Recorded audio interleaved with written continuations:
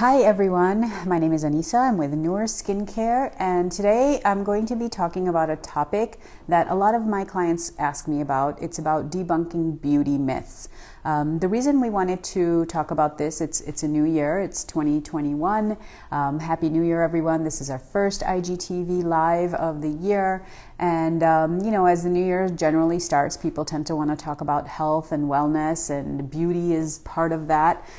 So I wanted to kind of focus on this topic because this is something that a lot of my clients will tell me that they're, using this $300 cream, or they're, using these very expensive products. And a lot of clients know that we don't push products here. You'll routinely hear me say things like, why don't you go ahead and finish your products that you're currently using, and then we can talk about we can talk about your routine another time whenever you're done with those products. Because really, a lot of times your $300 cream is actually is not even penetrating because you're layering it on, dry, dead skin cells. So the purpose of this talk is really to kind of evaluate some of the things about the beauty industry and why we're being targeted. And hopefully with this, we can help you become better consumers. I get questions all the time about what type of products I should be buying, what types of products should I be using. And people routinely feel that the more money they spend on a product, the better it is for them. And that's not always the case. So hopefully we can go through some things here, some concerns, alleviate some concerns, answer some questions, and talk about some of the things that a lot of my clients bring up. So before we start talking about beauty industry and the beauty myths and all of that, we want to talk about how we define beauty. So when we talk about that, we're talking about paradigms. And a paradigm, the dictionary definition of a paradigm, is a standard or a perspective, a set of ideas. It's a way of looking at something.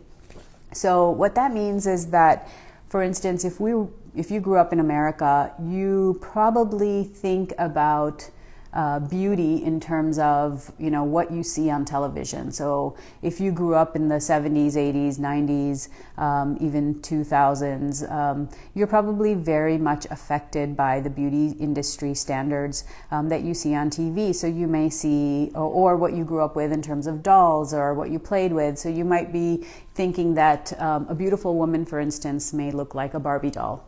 And so those sort of paradigms become really etched in our brains, and it's very difficult to kind of, step outside of that. And so those standards become what we view and what we aspire to in terms of beauty.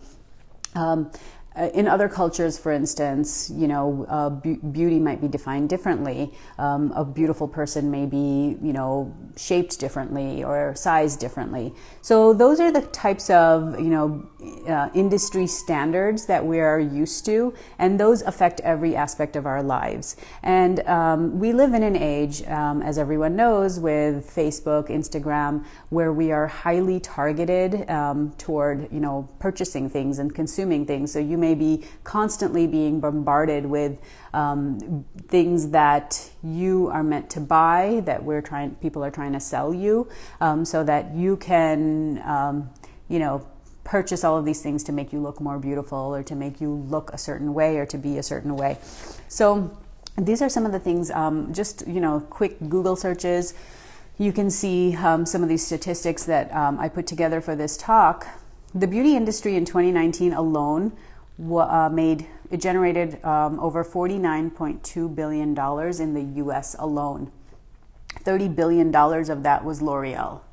And so there's a monopoly right there. 70% of sales targeted to women over 40. So you can see that once you start probably even, entering your late 30s, you might start seeing things on your sidebar that are, some key terms or some key products that are, that marketing people use, terms such as anti-aging, reverse the effects of aging, we're going to turn back time, younger looking skin, achieve youthful skin, tackle crow's feet. These are just some of the sort of marketing terms that you may be bombarded with that are trying to push you to buy more products and more expensive products. And you're constantly being fed sort of a stream of terms and ideas and ideologies that basically keep you in this mindset that you are probably not good enough. You need to remain insecure so that you can keep buying and buying and buying. So that's the sort of model. And I want to give you a little bit of facts. So some of you guys may know that I was in the health and beauty industry on the back end as a chemical engineer. I worked in this industry, but not now that I'm on the aesthetic side, I'm seeing another side of this industry. And just so some of you know, like we mentioned L'Oreal a little while ago about how they actually own $30 billion of that $49.2 billion industry. So it's the lion's share. And L'Oreal owns many of the products that you're used to seeing, like Clinique, Estee Lauder, Aveda. So some of these, many of the brands that we're all used to seeing, they're ubiquitous all over the United States. If you purchase a $75 eye cream from L'Oreal, it actually costs them less than $2 to make. So the actual product that you're purchasing basically costs less than $2. The other $73+ goes into the packaging, the marketing, the branding, the booth rental or the kiosk rental, the space rental in the Bloomingdale's or the Sephora or wherever else you're buying that product. And then also, for their advertising purposes, like they're paying their models and that sort of thing. So basically you're getting less than $2 worth of product. So sometimes when people tell me that they're using these really expensive foundations or really expensive creams, that doesn't necessarily mean that they're putting good product on their skin. You have to be, careful of that. So hopefully, we can try to help you with being a better consumer here. I put together a small list of what to look for in beauty products, and feel free to send us any messages that you may have. Just so that people know, there are no quick fixes. So anytime a product is being sold to you with the promise that it's going to completely reverse time or aging, that is not going to happen. Nothing is going to make you look 20 years younger. Sometimes when you purchase products, you want to keep that in mind, that these products are being targeted to you because you're always being told that even the term anti-aging, it's such a loaded term, right? So if you think about how do we anti-age? How can anyone even anti-age? How is that even possible? So those are terms that are specifically targeted to you to make you feel like you need to reverse that aging process somehow, which is really not possible. The best that you can hope for are to look for ingredients that help to properly cleanse. So if you're looking for a cleanser, for instance, the purpose of a cleanser is to cleanse your skin. And that's really it, without overly drying, your skin. So that's what I look for. Two things when I look for a cleanser is to make sure that it's cleansing my skin well and that it's not overly drying it. There are no magic cleansers out there. It's basically a type of soap. We want to, make sure that it's clearing off all the debris off of your skin. So you don't need to spend, a ton of money on your cleanser. Save your money for the other, parts of your home care regimen. As far as some of the ingredients you can look for, healing botanical extracts, nutrients for the skin that help to heal it, some vitamins, some minerals, those types of ingredients, even just simple botanical extracts. Look for simplicity in your ingredients. Those are some really good things to look for, because you really want to make sure that you're not, you don't need to have a ton of ingredients on your list, For creams are where I like to spend more of my money rather than the cleansers. But still, I think even under $100, you can get an amazing cream. The difference between the creams and the oils, for instance, the oils have a larger molecular size, so they tend to sit on top on the layers of your skin and that don't penetrate very well, whereas an emulsification with such as a cream is a little bit better for you to invest in, so that the ingredients and the products can actually penetrate through the layers. And then what you can do to be a better consumer. Be critical about your products. Definitely look for simpler ingredients, as I mentioned before. Another thing that we don't focus on and we don't talk about when we talk about beauty is really health. Like if you're having skin conditions such as psoriasis or rosacea, those are signals that your body is giving that are telling you that something's wrong on the inside. And we see that a lot here. We see a lot of hormonal imbalances. We see a lot of, skin conditions that are from something systemic inside the body. And there's really nothing that you can really do on the skin side. We can kind of heal the skin, but the problem, the root of the problem is still there. So those skin issues are just going to keep coming up. So you're better off really spending a lot of your time, energy, and money on really trying to work on your health. So some of the ways that you can do that, obviously everyone has a different diet, but to cook foods at home, focus on whole, unprocessed foods as much as you can, to use simple ingredients, to have more of a plant-based diet, to eat organics whenever we can.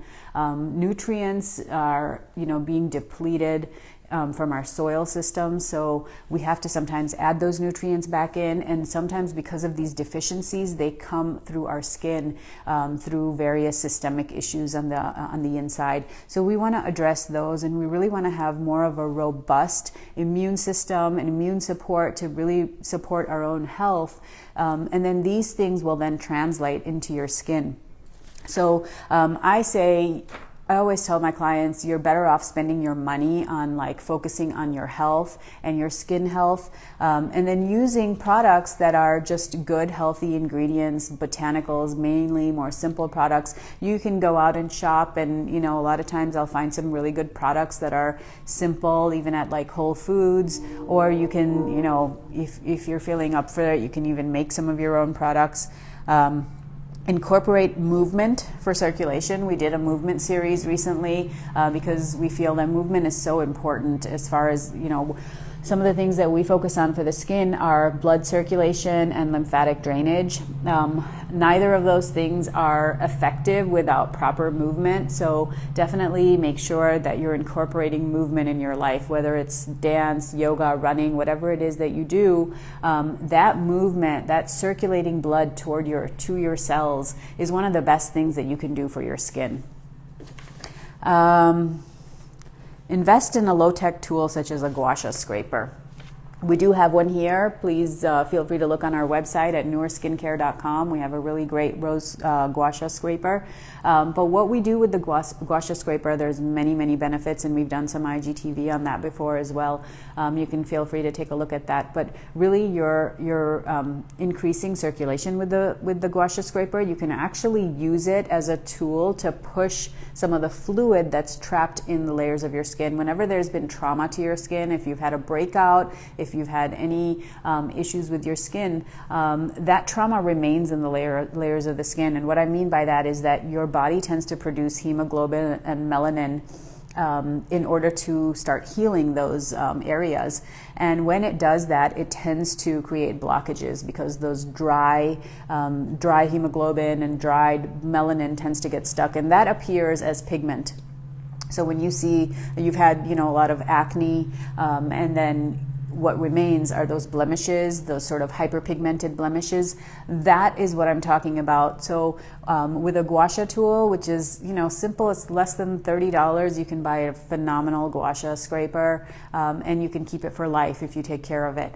It's not a very expensive thing, but it's something that works so well in really boosting circulation and lymphatic drainage. Those two things that you can do at home that are very inexpensive and that really work so well. And then the other thing is, when you look at your products and you're buying products, the ingredients that are listed in order of quantity. So, for instance, the very first ingredient is going to be most prevalent in your product. Typically, the first ingredient is water, and then the final ingredients are probably the preservatives. So when you look at those top 10 ingredients or top few ingredients, you want to make sure that they're some of the better ingredients that you can research out there, that are just good for your skin, that are botanicals, that are healing extracts, vitamins, minerals. Those are the things, like your body needs vitamins, minerals, your skin needs those things as well. So it doesn't have to be fancy. It doesn't have to be anything that is something that you're spending a ton of money on. But you want to be sort of a smart consumer and not necessarily have to buy into everything that you're marketed to. So that's our talk about beauty, the beauty industry, and hopefully that helps a little bit with helping you to be a better consumer. If you have any other questions, please feel free to message us. Text us, email us, follow us on Instagram, and let us know if you like this video and if you'd like to see more like it. We would love to do a health and wellness series as well. But if there's a lot of interest in that, just let us know, and we can put those together as well. Hope you all have a wonderful day, and we'll see you soon. Take care. Bye-bye.